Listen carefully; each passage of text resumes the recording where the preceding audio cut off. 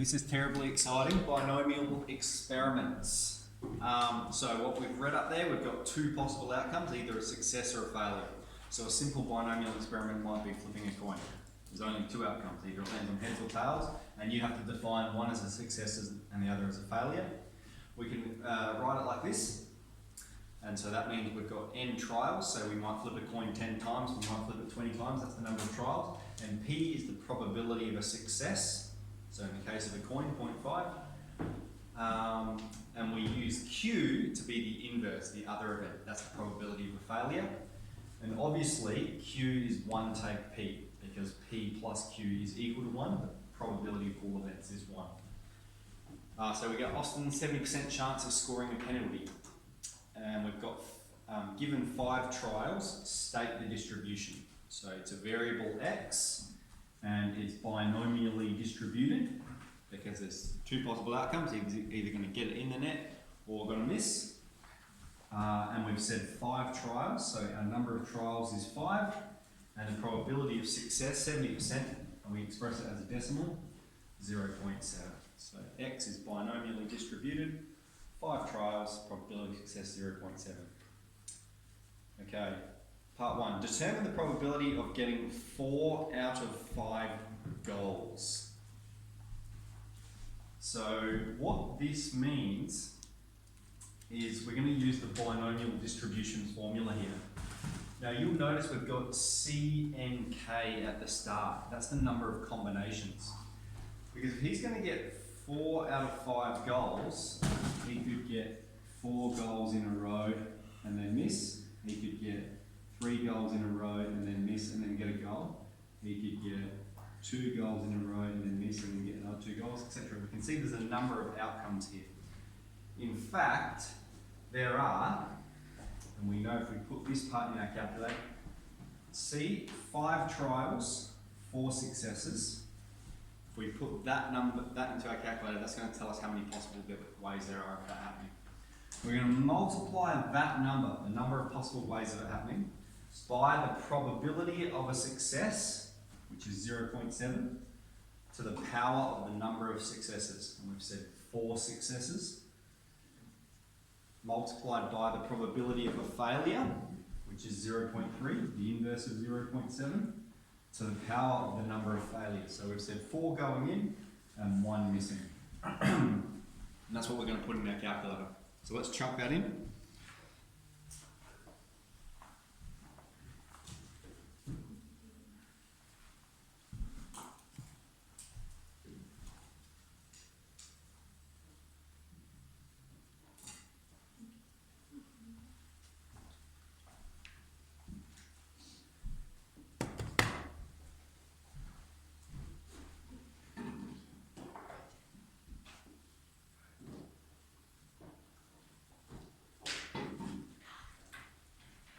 Okay, 9 out of 12 shots.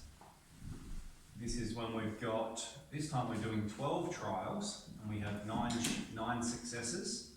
Alright, so how many ways are there of getting 9 successes from 12 trials?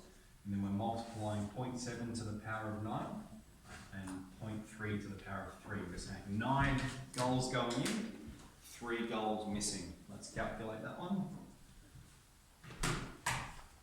Everyone following along with those calculations? So you bring up C using this process. Yeah, I like C. Yep, so you put the first number in front of C.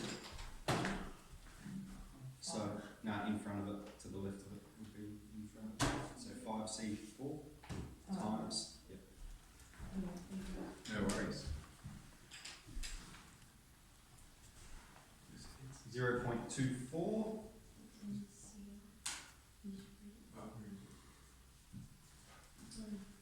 Okay. Then I've flipped it and I said, what about if we're going to have 3 misses? Okay. What about if we're going to have 3 misses? Do we need to calculate anything? No, it's exactly the same as this one, isn't it? 9, if we're getting 9 out of 12 in any order, it means we've missed 3 out of 12 in any order. So you can calculate this event, and the way you would do it is all of a sudden you're just changing it around. You could say 3 misses, that means 9 shots going in. Or you could all of a sudden define a miss as a success. So for instance, you could say, oh, we're going to get out of 12 shots, 3 of them are going to miss. And the probability of it missing is 0.3 to the power of 3.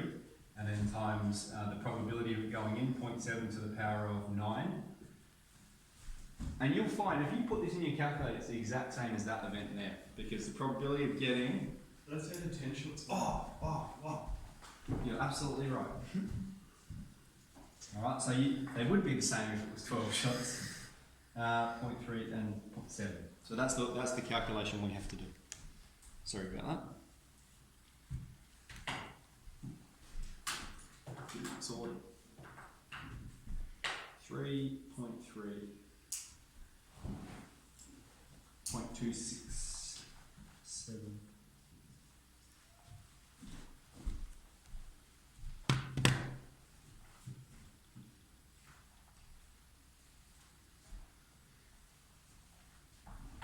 Okay, last one. This is different, okay? What about it says the exact outcome, goal, goal, goal, goal, miss. All right, so that's where we got 4 goals in a row and then we missed. All of these are conditional events. So this means we've got the probability of getting a goal first is 0.7, and then the probability of getting the second goal, 0.7, and the third goal, 0.7, and the fourth goal, 0.7, and then we're going to miss, 0.3. All right, so they're all conditional events. That's the calculation we're doing. Or put more simply, 0.7 to the power of 4 times 0.3. Let's put that in our calculator.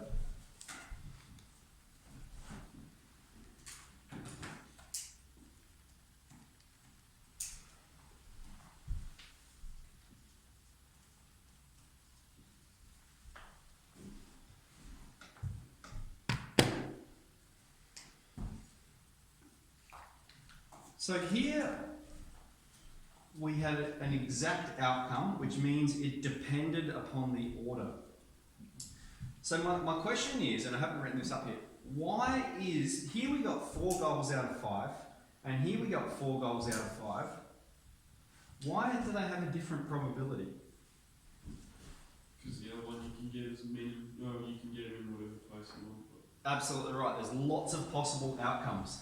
Over here, there's going to be 5 possible ways in which it can happen. All right, there's 5 possible ways you can get 4 goals and miss. That's what this number is. All right, if you put that in your calculator, it's just going to come up with the number 5. And so really, it's this. Look at this. What we calculated: 0.7 to the power of 4 times 0.3, 0.7 to the power of 4 times 0.3, and then times by 5. So this is one possible arrangement of it, out of the 5 possible ways of it occurring. So the difference being, this is an exact outcome that depends on order. This statement here, 4 out of 5 goals, it could happen in any order, and so the probabilities are different. This has a larger probability because there's more possible ways of it occurring. All right? You will have an opportunity to develop that skill a bit. Okay, so now, guys, we are jumping from our textbook, we finished all the textbook work, back to our booklet, all right, and we're on, we can have a look at Pascal's triangle and combinations. I'd probably say, let's jump to binomial distribution formula. You can have a go at both of those two, question 1 and 2. The one about the coin, the unfair coin, 0.53. And then if you want, you can go back and do question 4, 5 and 6.